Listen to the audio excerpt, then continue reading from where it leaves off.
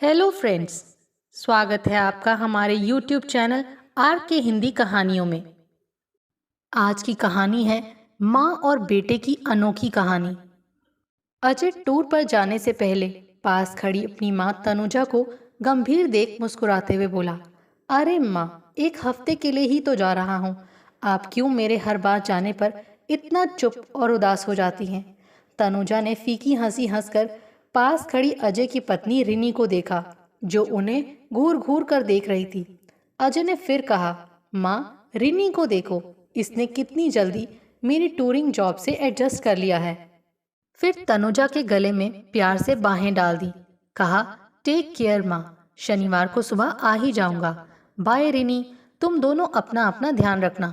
अजय चला गया। घर का दरवाजा बंद कर रिनी ने फौरन अपने नाइट सूट की जेब में रखा अपना मोबाइल निकाला और कोई नंबर मिलाया और फिर अपने बेडरूम की तरफ चली गई।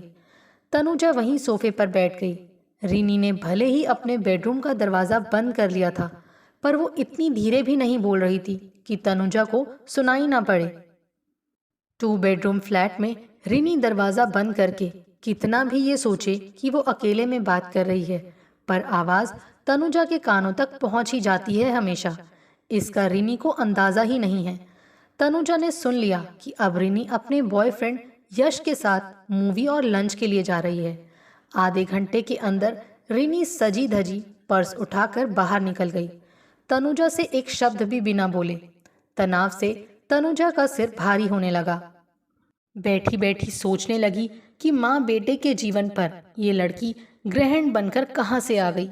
अजय ने जब तनुजा को रिनी के बारे में बताया था तो तनुजा को खुशी हुई थी।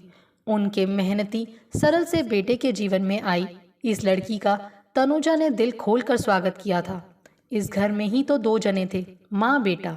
अजय के पिता तो एक सड़क दुर्घटना में सालों पहले इस दुनिया से जा चुके थे। रिनी को उन्होंने खूब लाड प्यार से बहू स्वीकारा था। उसके माता पिता भी इसी शहर में थे। दोनों कामकाजी थे। रिनी उनकी अकेली संतान थी। तनुजा मॉडर्न सुशिक्षित महिला थी। वो काफी साल अध्यापन में व्यस्त रही थी। आज तनुजा बैठकर पिछले 7 की घटनाओं पर फिर एक बार नजर डाल रही थी। विवाह के बाद कुछ दिन तो सामान्य ही बीते थे, पर रिनी का रवैया उन्हें तब खटकने लगा था जब अजय के टूर पर जाते ही रिनी का कोई ना कोई दोस्त घर आ ही जाता था। लड़कियां तो कभी कभार इक्का दुक्का ही आती थी, लड़के कई आते थे। तनुजा पुराने विचारों की भी नहीं थी कि लड़की लड़के की दोस्ती को गलत ही समझे, पर यहाँ कुछ तो था जो उन्हें खटक रहा था। यही यश एक दिन आया था। उन्हें हेलो आंटी कहता हुआ सीधे रिनी के बेडरूम में चला गया था। तनुजा को गुस्सा तो बहुत आया कि ये कौन सा तरीका है। तनुजा ने रिनी को आवाज़ दी तो यश ने बेडरूम के बाहर आकर कहा, आंटी, रिनी के सिर में दर्द है, वो आराम कर रही है। तनुजा ने पूछ लिया, तुम क्या कर रहे हो फिर? उसके पास बैठा हूँ, रिनी ने ही मुझे फ़ोन पर बुलाया है, कहकर यश ने बेडरूम का दरवाज़ा बंद कर लिया। तनुजा के तन मन में अपमान व क्रोध की एक ज्वाला सी उठी। उनका मन तो हुआ कि रिनी के बेडरूम का दरवाज़ा भड़बड़ा कर खुलवा दें और यश को घर से बाहर फेंक दें, पर ऐसा कुछ करने की नौबत ही नहीं आई। रिनी ही स्लीवलेस पारदर्शी गाउन में उनके सामने पैर पटकते हुए खड़ी हो गई। आप आज ये बात साफ साफ जान ही लें कि मैं अपनी मर्जी से जीने वाली लड़की हूँ। मैं किसी से नहीं डरती। और हाँ, अपने बेटे से मेरी शिकायत करने के लिए मुंह खोला तो अंजाम क्या होगा इसकी कल्पना भी आप नहीं कर सकती। तनुजा ने डांट कर पूछा, क्या कर लोगी बेशर्म लड़की? आप और आपके बेटे के खिलाफ पुलिस स्टेशन जाकर शिकायत कर दूंगी। मार पिटाई और दहेज का केस कर माँ बेटे को जेल में डलवा दूंगी। जानती है ना, कानून आजकल लड़की की पहले सुनता है। तनुजा पसीने से नहा गई कि ये बित्ती सी लड़की उन्हें धमकी दे रही है। उफ, हम कहाँ फंस गए? मेरे शरीफ बेटे के जीवन में ये लड़की कहाँ से आ गई? थोड़ी देर बाद ही रिनी यश के साथ बाहर चली गई और एक अकेला यश ही नहीं, अरुण, ईशान और अनिल भी रिनी के पास आते जाते रहते थे। तनुजा के रात दिन तो आजकल इसी चिंता में बीत रहे थे कि किस तरह बेटे को इससे छुटकारा मिले। उन्होंने एक दिन रिनी से कहा, तुम अजय के जीवन से चली क्यों नहीं जाती? इन्हीं में से एक के साथ रहना। रिनी ने टका सा जवाब दिया, नहीं, रहूंगी तो यहीं। मैं एक के साथ बंधकर नहीं रह सकती। तो फिर अजय से विवाह क्यों किया?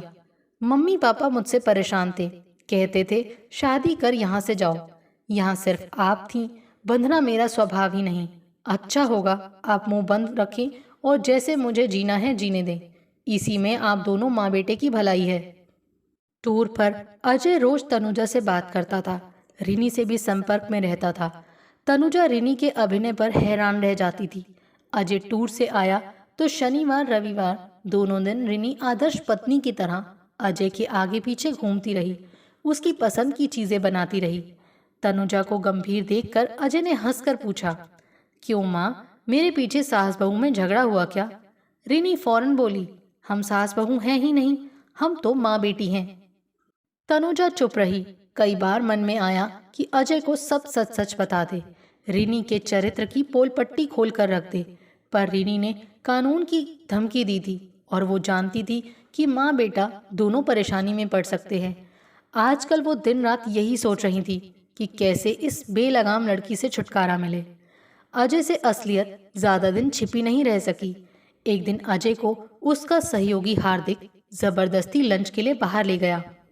रेस्टोरेंट में जाते ही उसने एक कोने में किसी लड़के के साथ बैठी रिनी को देख लिया। हार्दिक ने भी देख लिया था। हार्दिक अजय का बहुत अच्छा दोस्त था। थोड़ी दूर एक कोने में बैठकर अजय ने रिनी को फोन किया। रिनी ने फोन उठाया। रिनी कहाँ हो? एक फ्रेंड के घर। घर कब तक आओगी? देखती हूँ। फोन पर बात करते हुए अजय रिनी की टेबल पर जाकर खड़ा हो गया। उसका चेहरा गुस्से से लाल हो रहा था। रिनी ने बड़ी बेशर्मी से कहा, अच्छा तो मेरी जासूसी हो रही है, तुम्हारी माँ ने ही भेजा होगा। शट अप, इससे मिलो, ये है मेरा खास दोस्त यश। अजय ने कुछ कहने के लिए जैसे ही मुंह खोला, रिनी ने चेतावनी दी, यहाँ तमाशा खड़ा करके अपना ही नुकसान करोगे अजय। अजय ने माहौल पर नजर डाली। लंच टाइम था, रेस्टोरेंट पूरा भर चुका था। मैं तुमसे घर पर बात करूंगा, उठो चलो। नहीं, मैं तो अभी लंच कर रही हूँ, शाम को मिलते हैं। रिनी की बेहयाई देख अजय का गुस्सा काबू से बाहर हो रहा था। हार्दिक उसका हाथ पकड़ उसे रेस्टोरेंट से बाहर ले गया। पास के ही किसी और रेस्टोरेंट में बैठकर हार्दिक ने कहा, जो हुआ बुरा हुआ, ठंडे दिमाग से काम लेना अजय। रिनी के तेवर मुझे ठीक नहीं लग रहे। अजय फिर ऑफिस नहीं गया, सीधा घर आ गया। हार्दिक को ही उसने अपना सामान संभालने के लिए बोल दिया। बेटे को असमय आया देख तनुजा चौंकी। अजय ने पूरी बात माँ को बता दी। दोनों सिर पकड़कर बैठे रहे। रिनी घर में घुसी, मजाक उड़ाते हुए बोली, माँ बेटे ने पंचायत कर ली? अजय दहाड़ उठा, निकल जाओ यहाँ से। पर सोफे पर पटकते हुए आराम से पसर गई रिनी। कौन निकालेगा मुझे? ज्यादा होशियारी की तो माँ बेटे के ऐसी चक्की पिसवाऊंगी कि दोनों बाहर आने के लिए तरस जाओगे।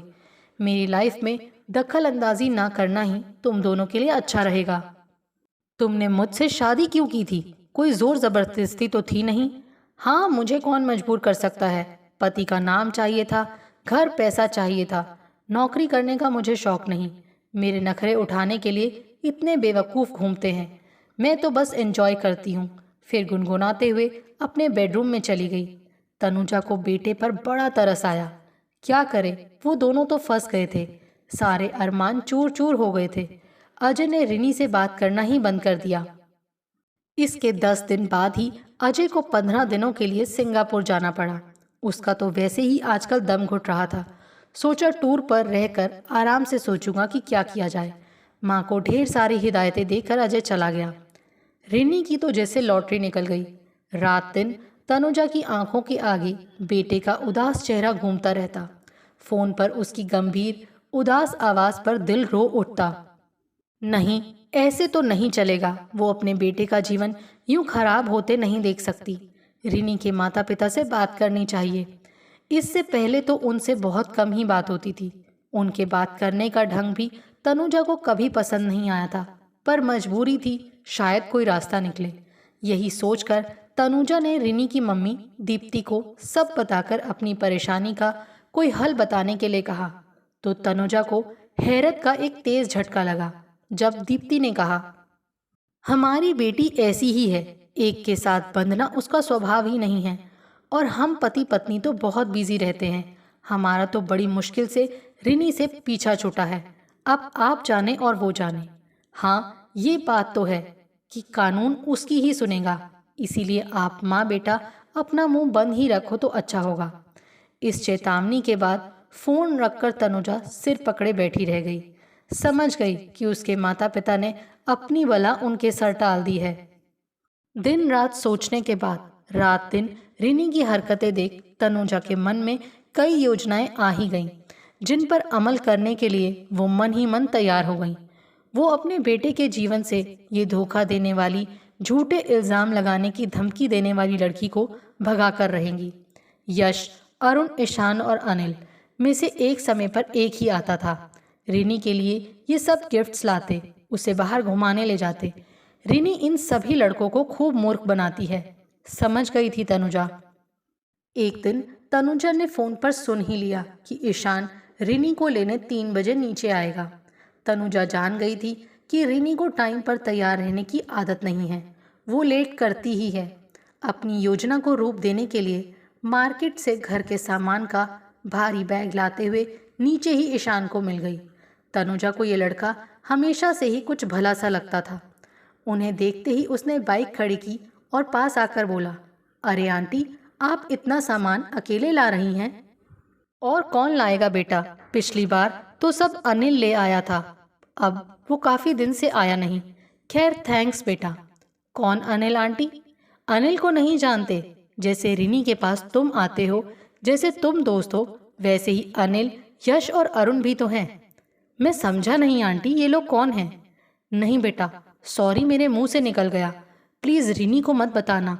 उसने कहा है कि मैंने उसकी कोई भी हरकत किसी को बताई तो वो हम माँ बेटे को झूठे इल्जाम में फंसाकर जेल भेज देगी। ईशान सचमुच शरीफ ही था। उसे तो रिनी ने अपने प्यार की दुहाई देकर फंसाया था। उसके मन में पहले ही एक विवाहित लड़की से संबंध रखने का अपराध बोध था। युवा था, गलती कर बैठा था, रिनी के रूप जाल में फंस गया था। पर अब एक सभ्य संभ्रांत महिला के मुंह से जो भी सुना उसे धक्का लगा। तभी रिनी नीचे उतर आई। माथे पर त्योरियां डालकर तनुजा से पूछा, आप यहाँ क्या कर रही हैं? कुछ नहीं, घर का सामान लेने गई थी। रिनी ईशान की बाइक पर बैठकर बेशर्मी से बिना बात किए हंसती हुई चली गई। तनुजा ने नोट किया कि ईशान का चेहरा गंभीर है। तनुजा ने फोन पर तो सुना ही था कि रिनी ईशान के साथ मूवी जाएगी, पर 1 घंटे में ही रिनी पैर पटकते हुए वापस आई और सीधे अपने बेडरूम में चली गई। शायद ईशान पर तनुजा के कहे की कुछ प्रतिक्रिया हुई है।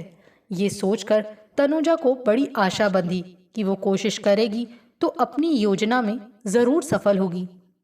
एक दिन अरुण ने घर के लैंडलाइन पर फोन कर दिया। फोन ये लड़के अक्सर करते रहते थे, कभी भी। रिनी देर तक सो रही होती थी और उसका फोन बंद होता था तो भी अक्सर कोई ना कोई लैंडलाइन पर फोन कर लेता था। तनुजा तो अब ऐसे ही मौके की तलाश में थी। अरुण ने संकोच पूर्वक पूछा, आंटी रिनी कहाँ है? फोन नहीं उठा रही है। तनुजा अलर्ट हुई, कहा, बेटा यश, अनिल या ईशान के साथ ही होगी। ये लोग कौन हैं आंटी? आपके रिश्तेदार हैं? नाना बेटा, जैसे तुम हो ऐसे ही लोग हैं। उसकी दोस्ती तो कई लोगों से है ना बेटा। उधर पल भर के लिए सन्नाटा छाया तो तनुजा ने कहा, अरे बेटा सॉरी, प्लीज रिनी को मत बताना कि मेरे मुंह से ये सब निकल गया। उसने तो मुझे धमकी दी है कि अगर मैंने अपना मुंह खोला तो वो हम माँ बेटे पर झूठा केस करके फंसवा देगी। अरुण को भी जैसे धक्का लगा था। आंटी, रिनी के मेरी तरह और दोस्त भी हैं? नहीं बेटा, मुझे कुछ नहीं पता। घबराने की एक्टिंग करते हुए कहकर तनुजा ने फोन रख गहरी सांस ली। पल भर बाद ही अरुण का फिर से फोन आ गया। आंटी, आप मुझे इन लोगों के फोन नंबर दे सकती हैं? नहीं बेटा, मुझे नहीं पता। ठीक है आंटी, आप मेरा नंबर लिख लें। जब भी इनमें से कोई आए आप प्लीज मुझे फोन पर बता देना। मेरी रिक्वेस्ट है आपसे। अब मेरी समझ में आ रहा है कि क्या हो रहा है। आप मेरी हेल्प करें आंटी, मैं आपकी हेल्प करूंगा। ठीक है बेटा, तुम तो मेरे बेटे की तरह हो। 2 दिन बाद ही यश आया था। दोनों बारबेक्यू नेशन डिनर के लिए जा रहे थे। तनुजा ने सुन लिया। उन्होंने अरुण को फोन पर बता दिया। ये भी कहा, बस बेटा मेरा नाम मत लेना। ये लड़की हमें फंसा देगी। नहीं आंटी, आप चिंता ना करें, थैंक्स। बारबेक्यू नेशन में जो हुआ उसकी तो रिनी ने कभी कल्पना भी नहीं की थी।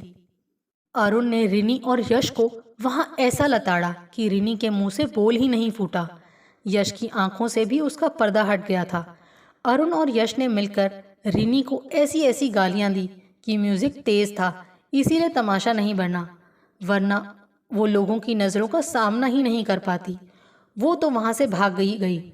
उसके बाद अरुण और यश जो मिले तो पहली बार थे, पर रिनी से मिले धोखे का, बेवकूफ बनने का जो दुख था, दोनों ने जबरदस्त डिनर कर शेयर किया। रिनी घर पहुंची तो उसके चेहरे पर हवाइयां उड़ी हुई थी, जिसे देखकर तनुजा के दिल को कुछ सुकून मिला, तसल्ली हुई। अंदाजा लगाया कि कुछ तो हुआ है। रिनी ने ना कुछ खाया पिया, ना ही कोई बात की, बस अपने कमरे में पड़ी रही। तनुजा ने अपना मोबाइल नंबर अरुण को दे दिया था। देर रात उसने फ़ोन किया, कहा aunty thank you very much, आज यश और मेरे सामने रिनी की पोल खुल गई। वो वहाँ से भाग ही गई। और हाँ आंटी, यश और मेरी दोस्ती भी हो गई है। आंटी, लड़के ऐसा करते हैं तो कितना तमाशा होता है। यहाँ तो एक विवाहित लड़की चार चार लड़कों को मूर्ख बना रही थी। उसके नाटकों का अंत अभी नहीं हुआ है। मेरी यश से बात हो गई है, हम उसे सबक सिखाकर ही रहेंगे, आपका भी पीछा छुड़वाएंगे। जीते रहो बेटा, अभी बहुत कुछ बाकी है। बस ईशान और अनिल का पता चल जाए तो आगे काम करें।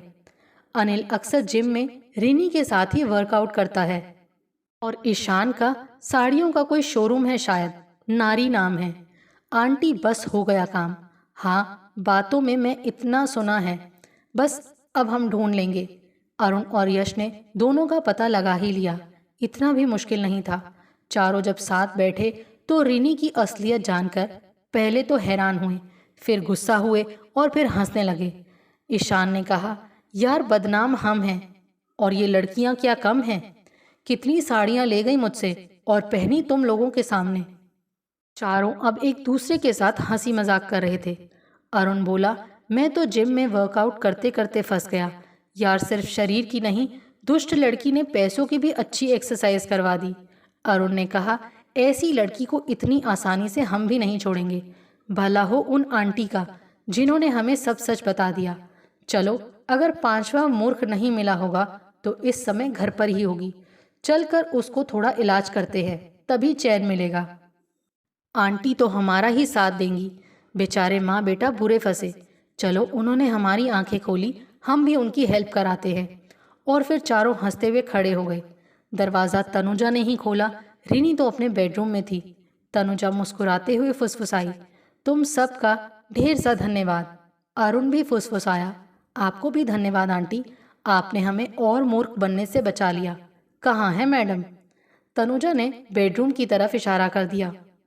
ईशान ने कहा, अब आप चुप रहना आंटी, आज हम आपकी परेशानी भी खत्म करते हैं, बस अब आप देखना।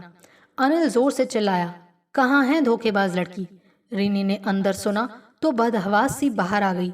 चारों लड़कों को साथ खड़ा देखकर उसकी तो सिट्टी पिट्टी गुम हो गई। कांपते स्वर में बोली, क्या है, यहाँ क्यों आए हो सब?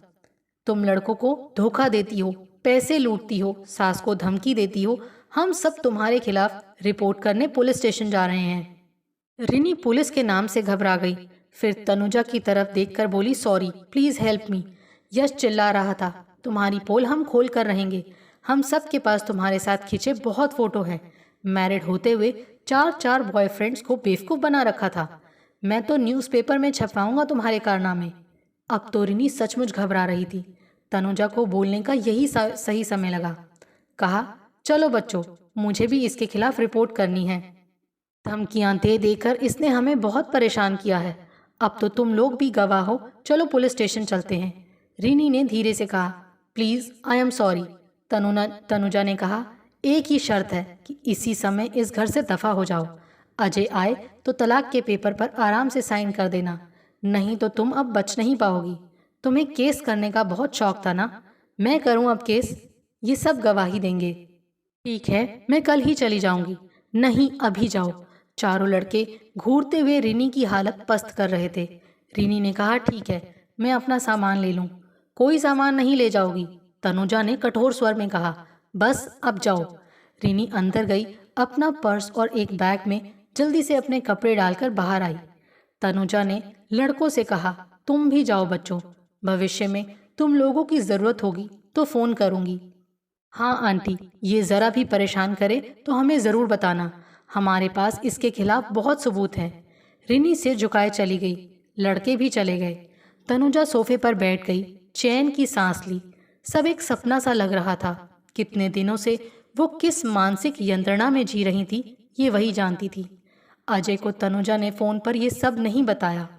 विदेश गए बेटे को वो किसी भी तरह का तनाव नहीं देना चाहती थी। जब अजय लौटा तो घर में रिनी को ना देखकर तनुजा से पूछा तो उन्होंने पूरी बात बेटे को बताई। सुनकर वो तो माँ का मुंह ही देखता रह गया। फिर दोनों खूब जोर जोर से हंस पड़े और एक दूसरे को गले लगाया। अजय ने कहा, माँ बड़ा कमाल किया, इतनी बड़ी मुसीबत से इतनी जल्दी छुटकारा मिल गया, मुझे तो यकीन ही नहीं हो रहा है। बेटे की मुसीबत दूर करने के लिए थोड़ा नाटक किया जो सफल रहा। ये सब ज़रूरी था। मेरी कोशिश यही थी कि मैं तुम्हारे लौटने पर यह सरप्राइज़ दे सकूं। कैसा रहा सरप्राइज़? शानदार, अजय ने माँ के गले लगते हुए कहा। थैंक यू माँ। आपको हमारी ये कहानी कैसी लगी, प्लीज़ कमेंट करके ज़रूर बताइए। अगर आप इस चैनल पर नए हैं तो इसे सब्सक्राइब करें और शेयर करें। Thank you.